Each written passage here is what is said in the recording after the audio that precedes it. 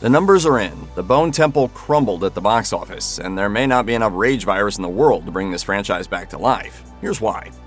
Let's talk about zombies in general for a second. Zombies are everywhere in our culture. From TV shows to horror films to comedies, the undead fascinate audiences of all ages.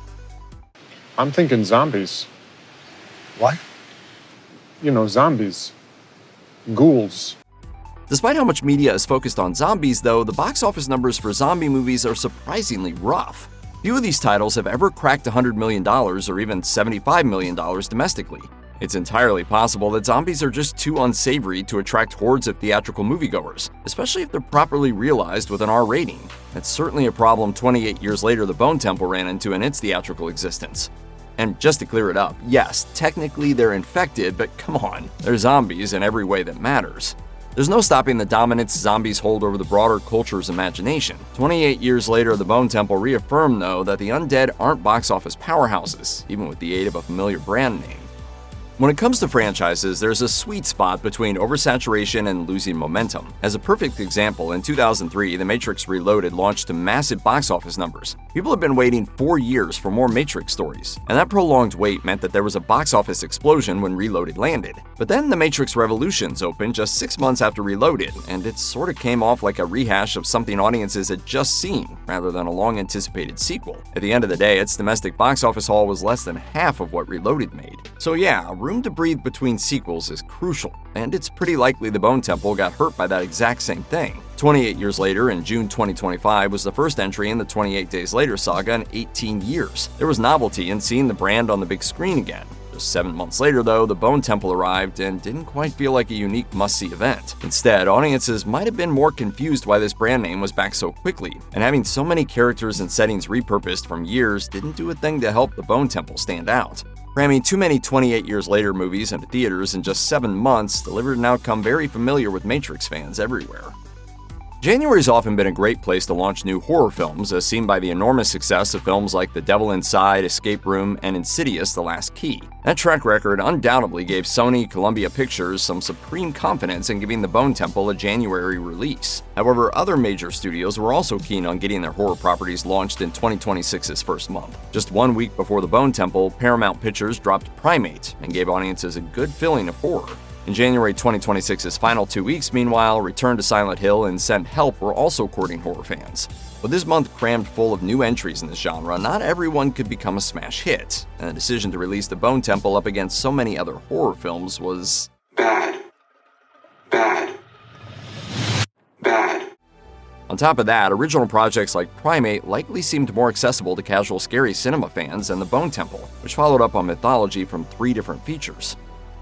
Writer Alex Garland and director Nia DaCosta fully committed to a bleak vision of a post-apocalyptic Britain with the Bone Temple. With lead character Spike now fully detached from the island home he grew up on, he's entrenched in the brutality Sir Lord Jimmy Crystal dishes out to strangers and allies alike. The result is a movie that unflinchingly portrays how a lust for violence-soaked power drives so many tormented people's psyches. That weighty idea makes for compelling cinema. It doesn't, however, make for an easily marketable movie, nor one that screams big-screen escapism for general audiences. Many successful January horror movies like Megan or Escape Room involve cartoonishly unrealistic thrills. Audiences still jump, but they're digestible because of how far removed from reality they are. How could you kill someone? I didn't kill anyone, Kurt.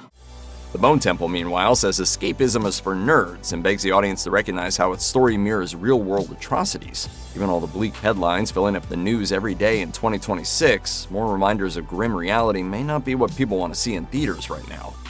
Franchises are funny things. One massive flop can stop a franchise dead in its tracks, but the 28 Days Later movies are weird in that respect. Every installment has its share of fans, but none of them have become explosive, record-shattering hits at the box office. Even back in 2007, when the original 28 Days Later was still fresh in people's minds, 28 Weeks Later couldn't reach $30 million domestically.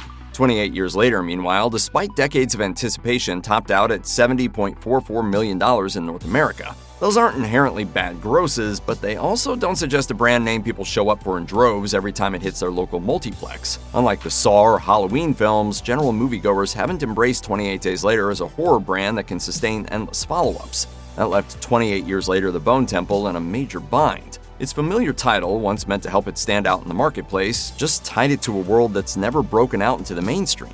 A big 28 Days Later sequel wasn't a smash in 2007. Why would it be lucrative in 2026?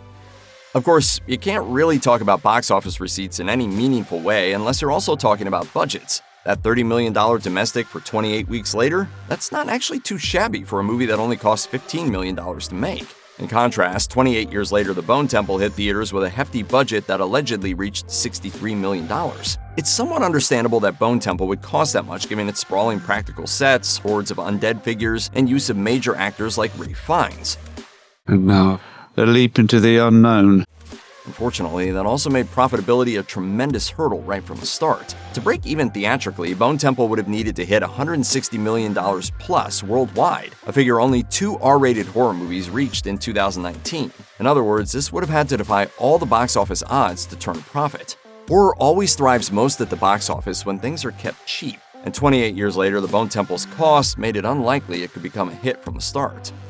Excluding anime releases like new Demon Slayer and Chainsaw Man movies, Sony released only 4 new theatrical films across its Columbia, TriStar, and Screen Gems Pictures labels in the final 4 months of 2025. That's a meager slate of titles, a problem only compounded by how badly features like A Big, Bold, Beautiful Journey and Soul on Fire did at the box office. For comparison's sake, the much smaller studio A24 had 4 new theatrical releases across just 2025's final 3 months, including solid performer Eternity and breakout hit Marty Supreme. Or look at the 2025 Warner Brothers film slate, where a steady stream of new releases like Sinners, F1, Superman, and Weapons could drop trailers for the next imminent Warner Brothers release, including original films that needed an extra marketing push. That positive symbiotic relationship between features couldn't happen with Sony's sparse 2025 lineup. Basically, without a flood of new late 2025 Sony movies that could play previews for The Bone Temple, a significant marketing opportunity for this film was lost.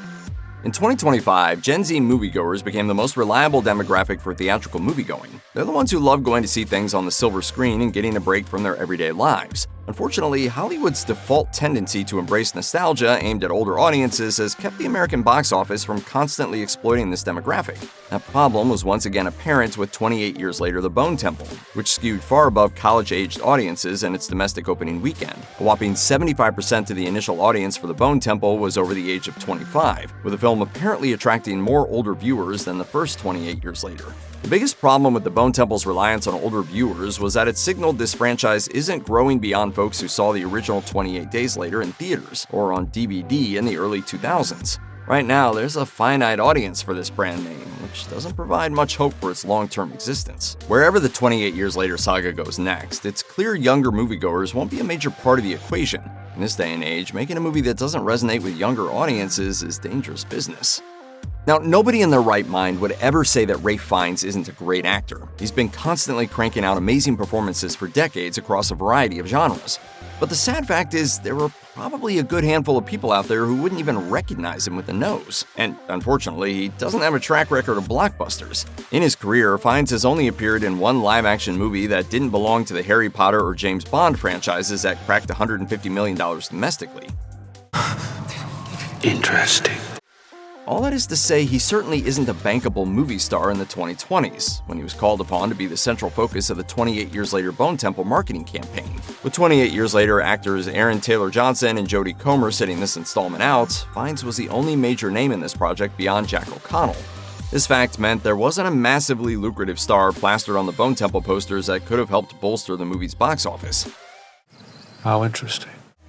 Of course, Fiennes is outstanding as Dr. Kelson in both 28 Years Later movies, and he truly comes alive in the music-driven Bone Temple finale. However, he wasn't a big enough draw to save the Bone Temple from a grisly financial fate. In the final weeks of the 28 Years Later The Bone Temple marketing, some very specific and limiting promotional materials began to appear on TV and the web. These were commercials that relied on imagery and footage from 28 Days Later and weeks later, while emphasizing that the whole saga had been leading to this installment that changes everything. On paper, it's easy to see why Sony Columbia Pictures would have seen this approach as helping make Bone Temple a theatrical event. Tying it directly into its predecessors and reinforcing the narrative significance of this project could have drummed up some interest. In execution, though, this approach didn't work. For one thing, devoting precious time in commercials to images of Cillian Murphy from 28 Days Later didn't offer audiences many glimpses at new Bone Temple footage that would have sold why this fresh installment was worth paying to see. And worse, these ads sort of had the unintended side effect of making Bone Temple look like it was solely for 28 Days Later fanatics. Unless you have a pre-existing fan base as big as the Five Nights at Freddy's following, a hit franchise title has to appeal to newcomers as easily as the already converted. Leaning so hard in the past just didn't make Bone Temple look super accessible. Even the promise of a franchise shakeup with an ending that changes everything reaffirmed this problem. With marketing material that only suggested a certain crowd would enjoy this title, the Bone Temple's box office suffered.